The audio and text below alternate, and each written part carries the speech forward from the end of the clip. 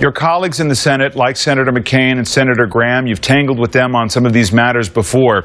They've made it very clear that the only resolution that they would support must go farther. It must essentially really push Assad from power. Secretary Kerry is likening Assad to Saddam Hussein and Adolf Hitler. You don't see a vital American interest despite those arguments.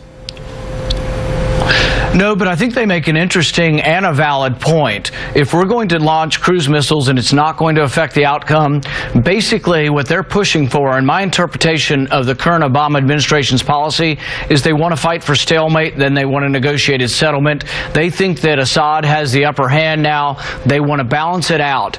But what I've told them is I'm not sending my son, your son, or anybody else's son to fight for stalemate. You know, when we fight when we have to, but I see things in a very personal basis. You know, I see a young John Kerry who went to war, and I wish he remembered more of how awful war is and that it shouldn't be a desired outcome. Neither are chemical weapons, and they should absolutely be condemned. But I think the failure of the Obama administration has been we haven't engaged the Russians enough or the Chinese enough on this, and I think they were engaged. I think there's a possibility Assad could already be gone.